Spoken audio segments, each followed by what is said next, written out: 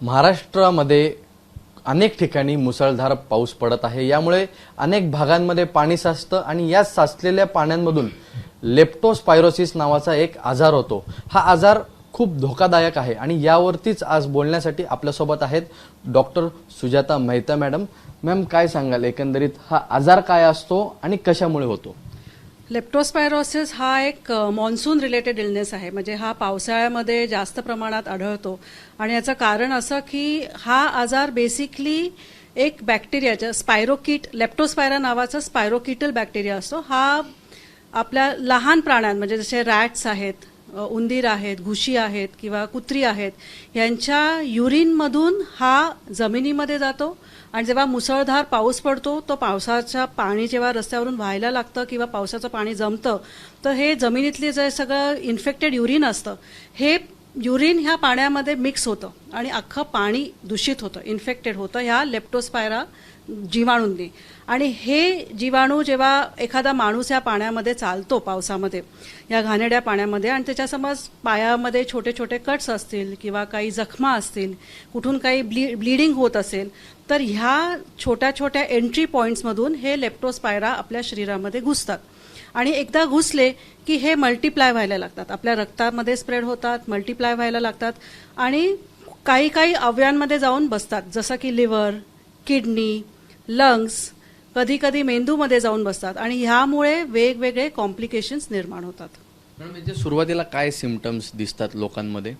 तर सगळ्यात सुरुवातीला बेसिकली आपल्याला एक हिस्ट्री लागते की अशा घाणेरड्या पाण्यामधून कोणी माणूस चालत गेलाय का किंवा तिथे थोडा वेळ तो थांबलाय का या पाण्यामध्ये, अशी हिस्ट्री असेल आणि या माणसामध्ये खूप ताप असेल, हाय ग्रेड फीवर असेल, कंटिन्युअसली येत असेल किंवा त्याला डोकं खूप दुखतं, भयंकर अंगदुखी असते, डोळ्यांच्या मुवमेंट्स ज्याला आम्ही रिट्रोऑर्बिटल पेन म्हणतो, म्हणजे आपली जेव्हा बुबुळ हलतात तर त्याच्या मागे खूप दुखतं, म्हणजे ते क्लासिकली सांगतात आम्हाला तसं असं हे स्टार्टिंगचे सिम्पटम्स असतात। जेवण जात नाही, उलट्या होऊ शकतात। हा जसा जसा आजार प्रोग्रेस होत जातो आणि एखादा पेशंटने औषध नाही घेतलं वेळेवर तर ह्या आजाराचे पुढे कॉम्प्लिकेशन्स होऊ शकतात, म्हणजे लिव्हरमध्ये गेल्यामुळे लिव्हरचे एन्झाईम्स वाढतात, कावीळ होऊ शकते, आम्ही ज्याला एसजीपीटी एसजीओटी लिव्हर एन्झाईम्स म्हणतो ते वाढतात।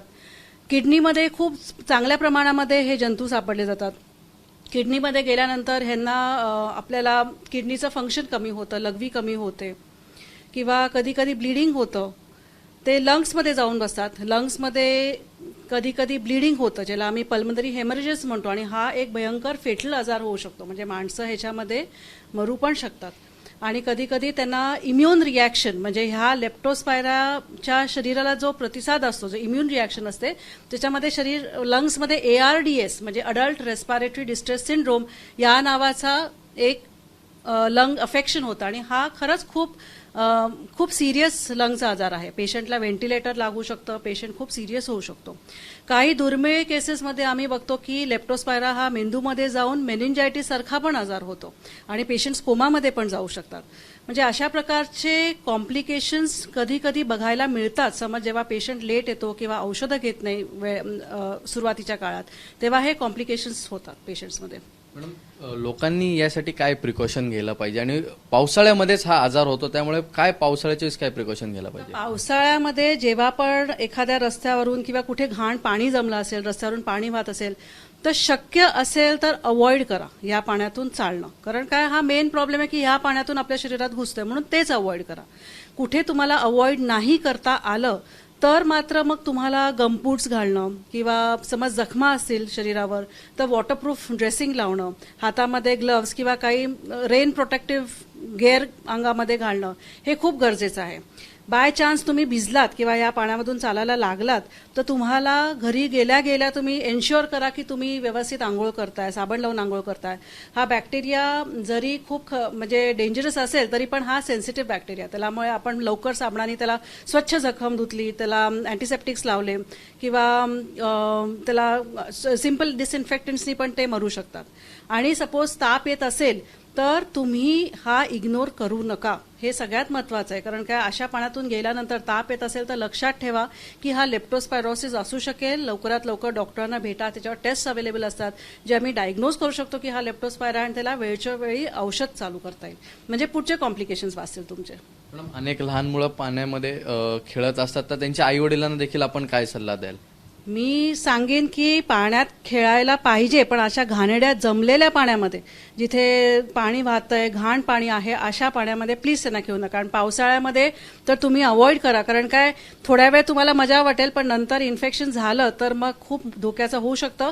ताप आला तर लगेच डॉक्टरांकडे जा, वेळच्या वेळी टेस्ट करा, औषधं घ्या, हे फार गरजेचं. आणि तुम्ही भिजलात तर घरी येऊन आंघोळ करा, म्हणजे स्वच्छ पाण्याने आंघोळ करा, त्याला असंच राहू नका ओल्या त्या घाण पाण्यामध्ये खूप वेळ. तर हे खूप महत्वाचं आहे. यामध्ये आपल्याबरोबर डॉक्टर सुजाता मेहता ज्यांनी सांगितलं आहे की हा आजार धोकादायक आहे, पण नागरिकांनी कुठेतरी काळजी घ्या आणि जर तुम्हाला ताप आला तर लवकरात लवकर जवळच्या दवाखान्यामध्ये जा आणि सर्व तपासणी करून घ्या. कॅमेरामन रुपेश शेलारसह ईशान देशमुख, एबीपी माझा, मुंबई. एबीपी माझा, उघडा डोळे बघा नीट.